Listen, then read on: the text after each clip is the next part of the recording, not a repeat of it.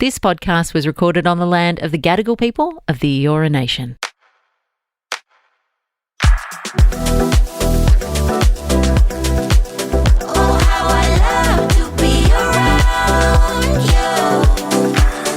Guys, welcome back to the pod. It's Mad About You with Jadé and Lachie, and I have a story for you today. Thank God I don't have to tell another one. We are kicking off with, this time I have a bit of a wild dating story from someone that I know who has chosen to remain anonymous, which is completely valid. Once you hear the story, you'll understand. Now, this is a story from a friend of mine. She's gone on a date. Let's start there. She's gone to meet a man. I'm going to say boy. I want to say boy. She is my age, but I'm going to say that she's gone to meet a boy.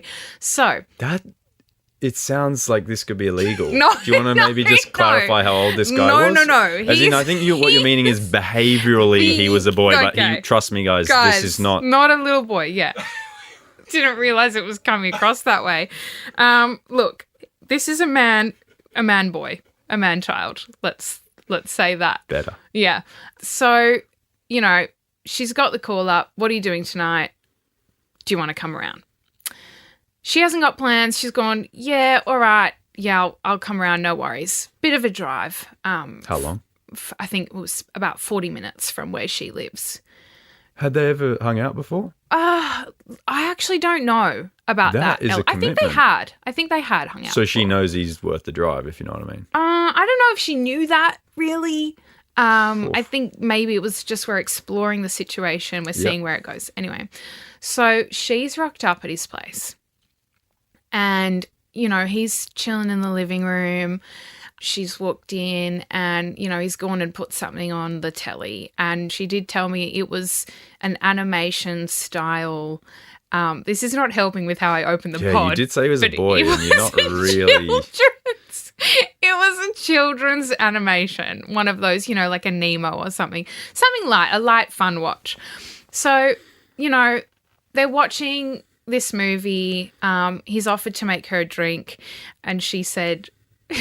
I think the word that she used was a questionable drink. She said I think it was just straight vodka on ice. Sounds like she needed it. So she's pretending to enjoy this beverage that he's made her. They're watching the movie and he suggests, a tour of his bedroom.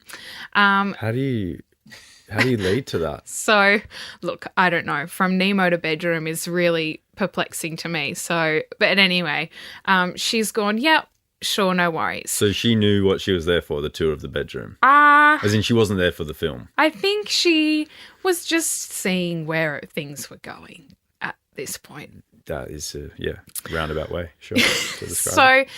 she's entered the bedroom and at this point she had explained that she realised it was his grandparents' place, or he had made her aware that it was his grandparents' place that they were at. And she said that it became incredible. Were they there? It became, no, I don't know. I really hope not. But it became incredibly obvious that that's where he was because she had entered this room, which was very clearly a room that he spent his childhood in. And she, quote, said there were Spider-Man vibes, unquote. What's that even mean? Well, like there were Spider-Man posters on the wall? I think, yeah. There was webs everywhere? There was a poster. There might have been a Spider-Man poster present in this bedroom. So she's looking around. She's got her, vodka on ice in hand. And at this point, she's really questioning whether or not she needs to be there. But alas, she moves forward with the date. She's, I think she's going to give him another chance. Let's just see where this goes. So, they enter the domain of the bedroom. One thing leads to another. I think they start getting a bit kissy and things are progressing, things are progressing. He's taken off his Spidey suit. Exactly. His spider suit's been removed and, they're getting intimate. Now, this is the part that I'm trying really to find the words to explain it to you. It sounds really not sexy so far. So far, the experience has been an experience, let's just put it that way. But I think this man's had a few drinks, basically. So they start engaging in what I'm going to call, what's the opposite of intercourse? But you think that you're having intercourse. Is it outer course? Outer course, yeah, let's call it that. They're engaging in outer course. And let me explain I don't know what that is. I've yeah. just said outer course because it's the opposite. But let me explain what that means. He had thought that he had entered her domain. And what actually was happening was that he had entered her thighs. What? That can't be real. He was making sweet love to her thighs and continued to do so towards completion. You can't do that. No, I'm being so serious. I have been with one woman in my life and she's sitting across from me right now. And let me tell you, you're often looking at what's going on, right? Like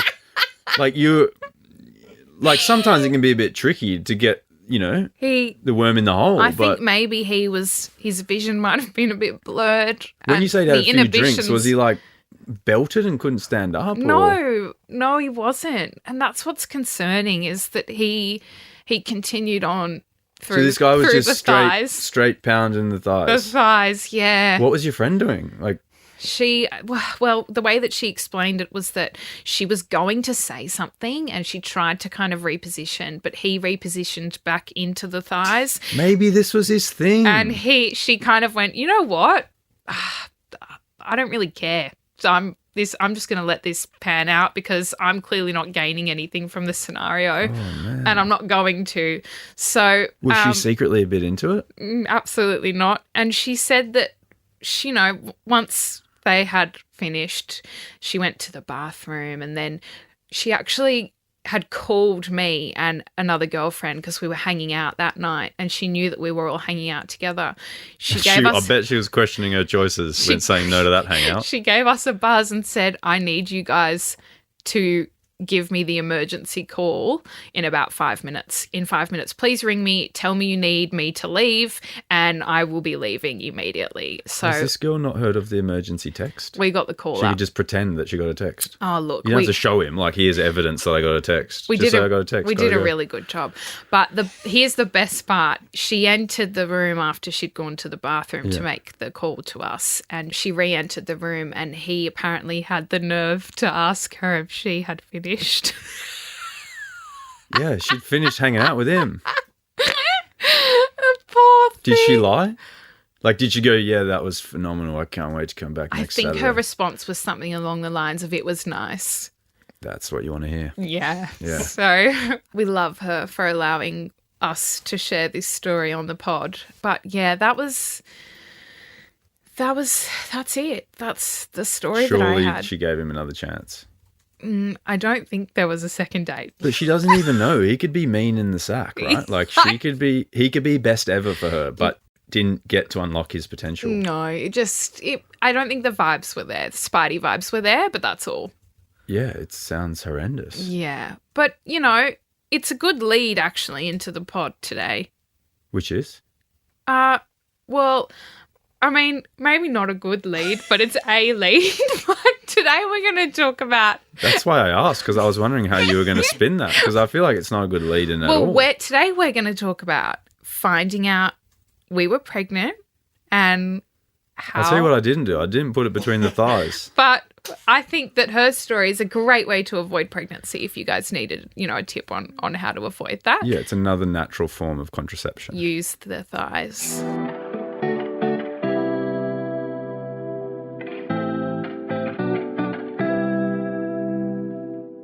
Today we're talking about how we found out, how I found out, how I told Locke, and how we feel about it all. If it was just how you found out, that would be quick. It would just be the test. But I think you need to take a step back and actually talk about, like, discussing that you're ready for kids, because in our family or our extended family, we have, quite a lot of nieces and nephews, which is bloody lovely to be able to hang out with them and then give them back at the end of the day. But I think that you fall in love with these little kids and you see how special it is, but you also see that it's a very, very demanding job and takes a lot of your life and a lot of time, and everything kind of gets flipped on its head. So you do have to find the time when you have to have that discussion with your partner when you're ready for kids. And we kind of chose a bit of an interesting time when we started trying. Yeah, because I had just come out of major surgeries, a couple. I couldn't move. I was kind of bedbound. You're painting an interesting picture. Jad must have been a little bit bored. I didn't have any Spider-Man posters on the wall, and she decided that this was the time to start trying. Well, okay. Look, when you put it that way, it sounds a little bit like I'm taking advantage of the situation. It was consensual. Let's make that very clear. However, Locke has got a point. Yeah, Locke had 2 knee reconstructions and was recovering from the second, I believe it was. And yeah, that meant he spent a lot of time in bed, and I had kind of taken over nurse duties and was, really looking after him and making sure that he had everything he needed every day. And it was difficult. I think obviously for Locke, that was a lot for him to endure, and still is. He's still on the journey of fixing up his knee. So yeah, I kind of took over those roles, and it did mean, however, that we were spending a lot of time at home together. And I feel odd saying this. I feel odd that being the reason that you think it is, because we are literally by each other's side every moment of every day. But more, like you weren't even going to the gym. You weren't going to basketball. You weren't doing the things you did every day, and... Sure. I think, guys, my take on it is that when Jad took on the extra responsibility of... like we share the load with everything that we do. And when she took it all on herself, I think it kind of showed her, my take, obviously you could disagree if you want, but that you could do it all. And so it kind of opened your eyes to the fact that you're doing what you're doing, and sometimes it's stressful and sometimes it's a lot, but when you take on more, you can also handle that. And I think that showed you that you're ready to care for someone else, just as much as yourself. So I think you doing all those things, taking on the extra load of, work and cooking and cleaning and all these things that, we share normally, like I needed help to put on my undies. I couldn't shower by myself. I couldn't make food. I couldn't do anything, I couldn't go to doctor's appointments, hospitals, nothing, and you did all that as well as your regular work and job and then all the things in between. And I think that kind of, that was the moment where I think it dawned on you that, hey, I can do this and I'm ready for this. Yeah. And I was going to add that on after just saying that we were spending a lot of time together. But I just thought you said it was just like just coincidence. We spent a lot of time together and that's all she wrote. I think that, it was kind of a pivotal moment because up until that had happened, I really felt like I wasn't ready to have kids. It was quite the opposite. I had a very strong stance on absolutely not ready, not there yet. And then, it's just like a switch flipped and it happened. It felt like overnight. I woke up and I was like, oh, I'm ready to do this or try or, It seemed like that to me too. Yeah. So it was definitely, I think, a mix of, realizing that I can take a lot more on than I think. And then also, I think for me at least, and I'm not sure whether you agree, but I think there was... I don't know, like you fall more and more in love with the person that you're with as time goes on for different reasons. But I think during this period, it was the love, of course. Like I really felt super connected to you, and not that I would ever enjoy you, having 2 knee reconstructions and being in a lot of pain and whatnot, but looking after you, I think it added another element of value to how I felt as a person, and I felt like just this really intense and strong love and connection, I think, between the both of us. I think you were really grateful for everything I was doing for you, and I was just really happy to be there for you, and I think my role becoming really quite nurturing made me realize that, I think I'm ready to do this. I think I feel prepared, and also I feel again, we've spoken about this feeling really safe and secure, and it's like your body tells you. It's like there's a hormone shift or something. You start, it's like the love it really hormones are was floating around, switch and flicked. you go, okay, like I can take care of a baby. You know, I feel ready to do that, especially with this person, and I know that we'll be okay no matter what happens. So yeah, there was definitely a pivotal moment for us where we went, okay. And you know, Locke was maybe a little bit more hesitant. Like he got on board.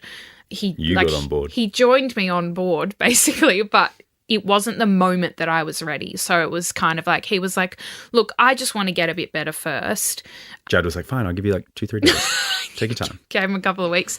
He was like, I want to make sure I'm, you know, capable to help, because I don't want... Yeah, that was it for me. Like, you told me, and it was when I was like bedridden. Like, I couldn't do anything. I couldn't help you. I couldn't take you to appointments. I couldn't go and do the shopping. I couldn't cook for you. I couldn't stand up for 2 minutes. You know, it was an odd time. And I kind of said like, yeah, look, I'm so there. Like, it's nothing I would want more than to have a family with you. But this is not really the right time, because, you know, I don't know how I'm going to be in 6-8 months' time. I don't know if I'll be able to help you. And I don't want a little one here that you need assistance with, and I can't pull my weight, because I don't think that's fair for you to solely take on that responsibility. So yeah, we did give it about 3-4 days, and then Jad slowly convinced me. We gave it, there was a good couple of months, I think, where I was kind of like, let's do it. And you were kind of like, not quite yet. Yeah. Okay, cool. So that's great that you feel that way. And that's amazing for you. But this is where pull out receipts you now. But I'm about to pull out a receipt. Here for we you. go. What's so when your you say a receipt? couple of months, I had my second surgery in mid-August. Yeah. Right? You're due in June, mate. So you understand we were... Not good at math. We conceived in September. So how is that a couple of months to you? That's at least one. Yeah, you're right. It is at least one. But trust me, we didn't start the week I got out of surgery when I was lying like this in bed on drugs. Like, well, maybe we started floating the idea at your first surgery. Yeah, if you changed few months to few weeks, that would make more chronological sense. I have a distinct memory of... And you do have a lot of distinct memories that are not true. No, I'm trying not to divulge too much information. Oh, what do you need to divulge? We had gone away, right? Yeah. And I was kind of like, hey. Oh, yeah, I do remember that. Yes, thank you. Fun times. So that, and you know, that was probably the start. Yeah, I could barely move. You were on crutches. Oh my God, am I a bad person? Did it give you the ick? The crutches? Yeah. No. That's good. I got room to move then. Yeah, but I think... Yeah, it's a tricky one, but yeah, that's a very odd scenario to be in. I definitely didn't think that was the time in which we would decide to have a family, but it was also a nice moment and a nice decision that we made together in that time. And Jad also, you know, as much as she was doing, she said that, you know, when you think about it, the kid's not coming for 9 months. Exactly. So, you know, you'll be right as rain in 9 months. And here we are a couple of months out and not right as rain, but we'll figure it out. You're a lot better. Yeah, I am a lot better. You're able to move. Thanks to my nurse, Ratchet. You're able to move around and help do a lot of things. Thank you. That sounded really, like, confirmational. Locke's been doing basically everything, I feel. Oh, that's a bit nicer. The truth. It's hard to get out of you, the truth, but we got there in the end. Locke's been a phenomenal help. It was a bit weird, though. Not weird. I wouldn't say weird, but you found out that you were pregnant. We weren't actually together. No. Yeah. So I had gone away with my girlfriends and we were in Tassie, this beautiful property, just spending some time together. And shooting a Tunchi campaign. Yeah, we were shooting a Tunchi campaign as well. So I did that with my sister, and then my 2 girlfriends came and my sister left to the same property we were at. And we had gone for a walk through town and I was like, guys, I might just get a pregnancy test just for a laugh. I didn't really have a feeling that I was pregnant or anything. It's just that we had started trying and I was curious. And I think it was an early detection test. So if you got kids or you've tried to have kids, you might know that there's an early detection test that you can take 6 days before your missed period, right? So I got that test, and it was literally the 6th day. Like, it was the earliest possible time that I could take the test. That sounds like you. So I bought it, and we weren't really thinking anything of it. It was just like, oh, we'll just do it, whatever. We're all, I'm hanging out with 2 of my closest friends, and it'll be funny to do this test. Anyway, so we go back to the property, and yeah, if you follow us on social media, you've probably seen the video. But basically, I do the test and it's positive, which was like a total shock. It's like, you know what you're doing to get there. You know what it entails and where you might end up. And then you're still so shocked when you find out that you're actually pregnant. And I just remember standing there and you just go into like this shock, and excitement, and then so much starts running through your mind. It's like everything and nothing all at once. But I went upstairs to tell my girlfriends immediately, and I've recorded them. So if you haven't seen it, make sure you go and watch the video because it's hilarious. But I just look at them. Like, I haven't actually said anything. I just walk into the room and look at them. And one of my girlfriends says, "Are you pregnant?" And I'm just standing there, and then they just both start going, no. And then one of them's going, "There's no way, you're lying, F off, F this." And then they both just run up to me to check the test, basically. One of them's in denial because the line is so faint that you can hardly see it. And then the other one just starts bursting into tears. I did make Jad do another test when she got going to make sure. And we're all crying, and my girlfriend's going, "Oh my gosh, the pissy stick. I've touched the pissy stick, and then I've put my hands in my mouth," and which was hilarious. You kind of forget that this is, a stick that you've just gone and weed on. But it was manic, and it was beautiful, and we were all just crying together. And I just remember feeling so overwhelmed with emotion and so excited. And then it dawned on me that I wasn't with you and that I couldn't tell you for another, I think it was 2 days. So basically I was in Tassie for another night, and then you had gone away as well, so you weren't home either. And then the night that I was basically planning on telling you, obviously when I saw you in person. So those next 2 days was so hard for me because I was so elated, and I remember speaking to you on the phone and having to contain my excitement and sound normal because I didn't want you... I didn't pick up on it. That's the funny thing. I didn't want you to pick up on anything. I really wanted to tell you in person, have that moment together because obviously it's very special.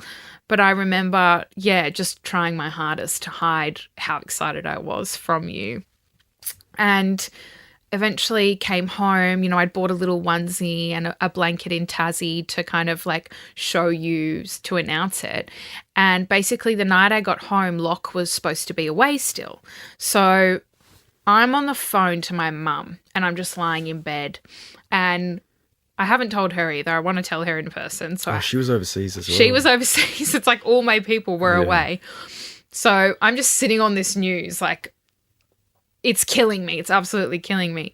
And I was just trying to distract myself from the fact that you weren't going to be spending the night, because I struggle to sleep when you're not there, alone as it is. Like, I find it so hard to be in that bed without you now. But yeah, knowing this news and then knowing that you weren't going to be home that night was so difficult. And I remember I was on the phone to Mum, and I think we had texted, and you said you were going to call me. And at this point, it was like maybe 9:30 p.m. and you still hadn't called me. And I was like, what? Hey, like, you still haven't called me, or what's going on, or whatever. And then I think you messaged me back saying, "I'll call you in 10 or something like that." But it was with Siri. However, yes, this is where it gets interesting. Locke had messaged me from Siri. And I know that he only does that when he's in the car. And I've gone, crunched the numbers, Matrix vibes in my head going, he's on the way home.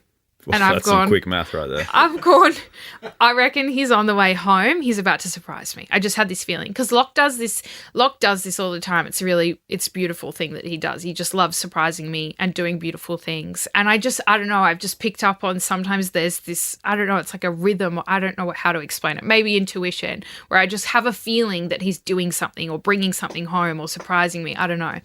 So I'm on the phone to Mum and I've gone, oh my God, if he's going to arrive home in 10 minutes, I need to set everything up. Like, I've got all this stuff I've got ready to tell him because there's no way I'm going to be able to speak to him for longer than 30 seconds without telling him. Like, it's written all over my face right now. I can't hide it. So I've gone, Mum, I need to go. I think Locke's about to arrive. And she's gone, oh, okay. And I'm like, okay, I'll talk to you later. Bye.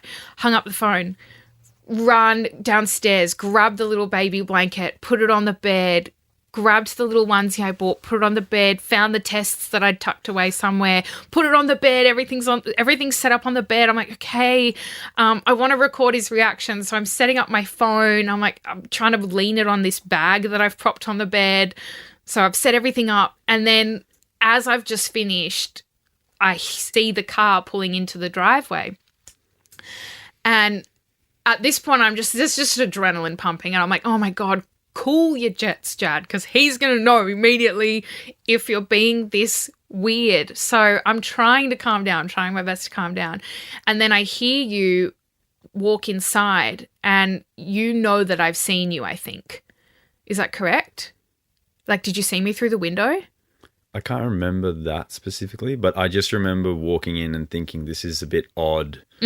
That. So I've not gone downstairs. Yeah, actually, I think it must have been I saw you through the window, like we waved. Yeah, we waved, and then you didn't come downstairs and greet me, which you normally would. So I was like, oh, that's a bit odd. Because I'm supposed to be surprised. I haven't seen you for like 3-4 days. Yeah. Like, why aren't you saying hello to me? Exactly. So I'm still setting up. That's why I haven't gone downstairs.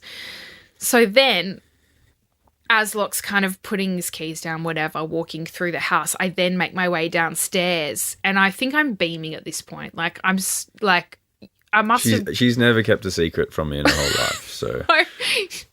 So I've gone, hi, and I've kind of hugged you awkwardly, and I'm like, I've got a surprise for you.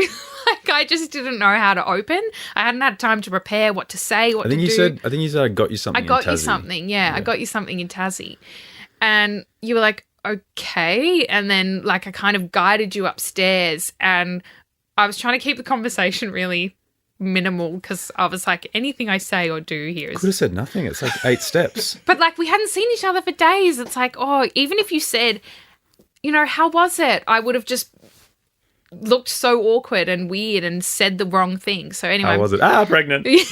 So it was very hard, those 10 seconds walking upstairs to take him to the room to show him. And then obviously, I walked him into the room and he saw immediately on the bed. I didn't have to say anything. And then there's a video of this too. If you haven't seen it, go. It's on both of our pages, I think.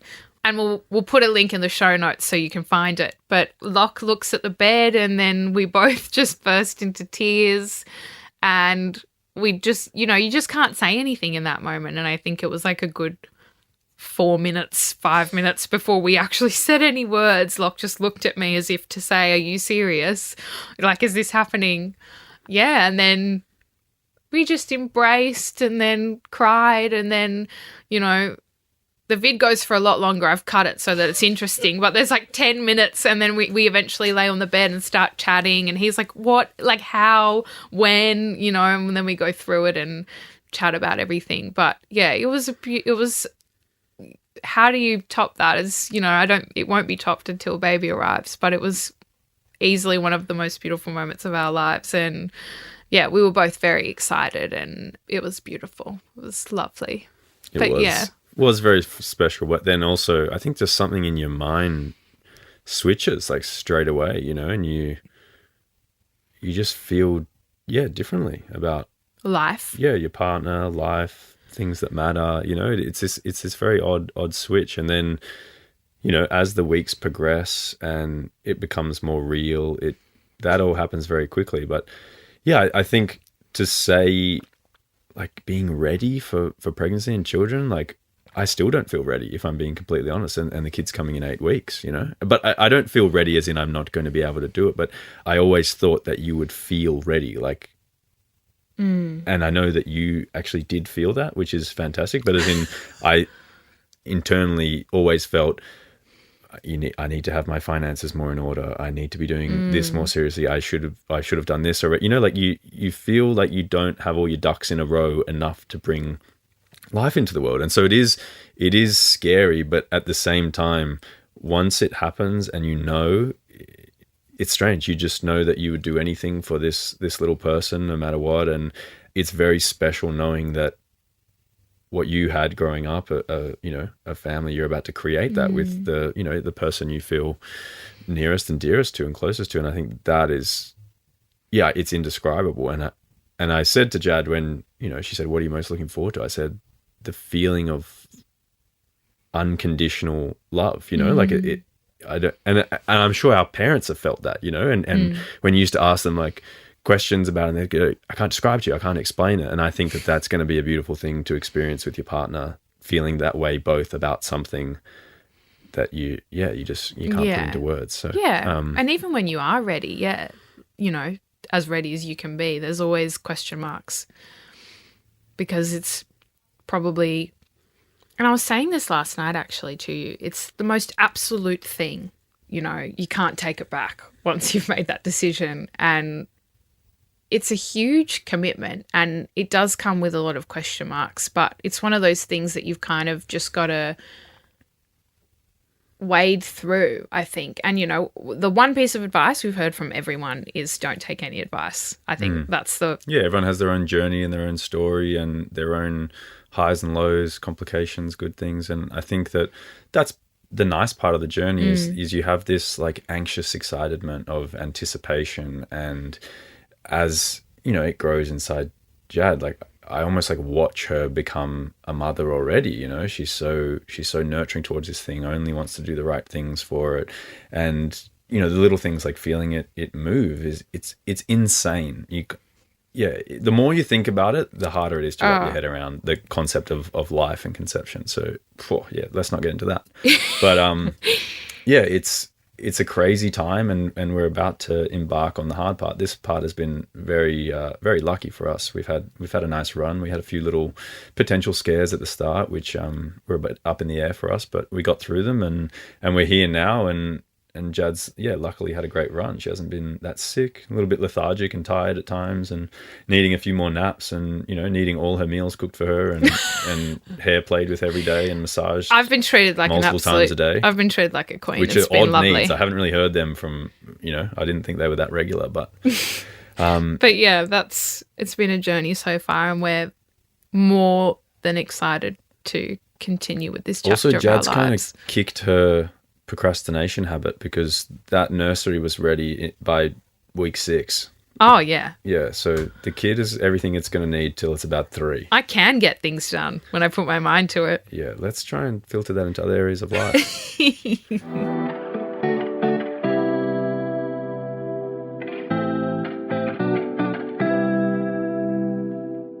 So we do get plenty of questions from you guys. We're sorry we don't have time to answer them all. Maybe there will be an episode coming up where we will just do an Ask Mum and Dad episode, but we do have one question today which someone has DM'd us, and it says, "Hi guys, loving the pod. Thanks a lot. I have a question for Ask Mum and Dad. I won't sugarcoat it. I hate my best friend's boyfriend. He's awful. He's condescending, rude, and annoying. She doesn't seem to be fazed by any of it. Should I tell her how I feel, or should I just suck it up?" Oh, no. You can't tell her. You just can't. Oh, you reckon? Well, yeah. What happened to honesty is the best policy? No, not in this scenario. You Oh, have fair to enough. die with the lie. Oh, yeah. Love to hear this. You just can't share that information. Like, it's not, firstly, it's not going to, okay, you need to ask yourself, what outcome do I want from what I'm about to say? Get rid of him. Yeah, but what's the outcome? To get rid of him. Yeah, but it's not going to happen. She'll never do that. What? How do you know that? Because do you know this chick? It's just not going to happen. I think if I had a friend tell me that you were annoying and like condescending, and I'd go, excuse me, in what world is he any of those things? You're right? Like you have the rose-coloured glasses on. So you wouldn't even ask a question? Like, what are you talking about? You wouldn't say, give us an example, or? Oh, yeah, maybe. Well, there you go. You're open to the conversation. All right, I guess so. But I just think it always, in almost every scenario, is going to put a wedge between you guys in your friendship. Yeah, sure. Let your friend figure that out for themselves. Hopefully they will. Yeah, I mean, I've actually been in this position. Like, I've had a friend whose partner I really haven't liked, and I knew that they weren't good for my friend. And I'll be honest, I didn't say anything. So it would be hard for me to tell you to say something. But I also think I was much younger at the time. So perhaps if I was at this age now and I had sort of the confidence and age and wisdom behind me, I think right now I would definitely say something to a friend. Really? If they were my age dating someone, I think I'd be more open and honest. But at the time when I was young, I was kind of just like, fingers crossed he comes to his senses and realizes it. Because it would be a tough conversation to have. But yeah, I don't know, maybe a way around it is if you know their parents, or you have, if you've been friends a long time, often you're friends with your friends' parents as well. So perhaps you could get in the ear of mum and dad and maybe have a little chat to them, and then maybe they could bring it up with the daughter. You're tattletaling now. What are That's you talking? Not tattletaling. It's just going, I have a few concerns about Stacey's boyfriend, and I reckon absolutely don't go to the parents. To don't listen to Locke. I don't know what he's talking about. That's terrible advice. It's giving I'm confused. narc vibes. We're not going to the parents. We're not 4. We're not 4 years old. So this lady's just got to suck it up. Just deal with it. Get a new friend. Well, kind of. Sometimes that's life. What happened to resilience? Okay, right? riddle me this then. Riddle me this. What if she brings it up? What if she poses a few questions to her friend? Sure. Like, what if she goes, Stacey, do you not find it a bit strange when Bob's really, rude to waiters when we all go out to dinner? Like, can you not ask questions and maybe because perhaps she really wants some help with this and she wants to talk to you about it and she's looking for a way out, but she feels like she can't. Like, you don't want to help your friend get out of this toxicity? Well, yeah, I mean, it depends how you approach it. I guess you could ask questions, but I don't think you can outwardly say, hey, I think your boyfriend's a dick and I think that it's not, like, you shouldn't be with him, because people just don't listen to that. They don't want to. They don't want to hear it. If you can't outright say it, then how can you say it? Well, yeah, maybe probe. Get them to think about things. Oh, don't you think it's a bit weird when he does this? Don't you think it's a bit weird when he's a dick? Don't you think it's a bit weird when he... Yeah, exactly. So I think that's... You could gently... So you're okay with my idea of probing questions and leading them down the path of questioning their own relationship? Yeah, you could manipulate them, sure. Yeah, beautiful. We're not suggesting this as a long-term solution. You probably shouldn't run around manipulating your friends all the time. But if you want to pose some questions that could be helpful to help them reach an answer themselves. Yeah, maybe there's simple questions like, how do you feel about Bob talking to waiters when we go out to dinner? You can see if she's picking up on the same vibes as you. Because if she's not, then, yeah, maybe it's not your business. But that being said, everyone's different and everyone has the different things they look for in a partner. So just because you're disgusted by some things you see in Bob doesn't necessarily mean that Stacey has to be. I also feel like some people just have the kind of friendship where they just can say it or just do say it, and they respect that from one another. So really it depends on the boundaries of your relationship. Like, what is this something you would normally feel comfortable saying to one another? If not, I don't know, you'd have to approach it pretty gently. But yeah, it's just one of those situations where you don't want to make your friend feel like they have to push you away instead of their partner. What if she reached out to a friend and was like, the one with the boyfriend reaches out and goes, hey, do you want to come out tonight with Bob and I? Let's go to dinner. Can the friend go like, yeah, no, thank you? And then when she goes, why? You can go, not a big fan of Bob. Wouldn't mind going out to dinner, just the two of us. Like, can you say that or not? You just have to keep it to yourself. How would you feel if someone said that to you about me? Said not a big fan of Jad? Yeah. I'd say, why didn't you tell me sooner? Really? Yeah, we're locked in. Like, I could have got out of this if you let me know. Okay, well. But also, there's no one's opinion that I value more than my own about you, so it wouldn't really bother me. Well, there you go. You've answered your own question. Not really. But yeah, that's not going to matter what your friend says. Yeah, but I'm married to you with a kid on this. This could be Stacey dating Bob for 3 months and we just don't like him. He's a bit of a knob jockey. You know what's going to be wild? Having friends who have kids and not liking their kids. Oh my God. I haven't even thought about that. Having friends who have kids and not liking their kids. Yeah, that's worse than not liking their partner. Yeah. What are we going to do? We should discuss that. Okay. In a pod.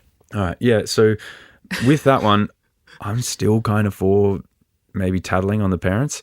Jad's not, but don't. Yeah, I think the conclusion is you got to suck it up, find a new friend, or maybe you need to have some probing questions. Yeah, maybe you need to have a chat with some other friends first and see if there's a general consensus that this person is a certain way inclined, and it's not just you. Or just make them do it. your other friends. Just go, look, Yeah, I think do it's that. we really need to bring it up with Stacey, but shoddy not. Anonymous message, make a fake Instagram page and say, listen, That is toxic. as your friend, we don't like your partner. That's what. As your don't friend, do that. it's either Emily, Kate, or Jane. One of us.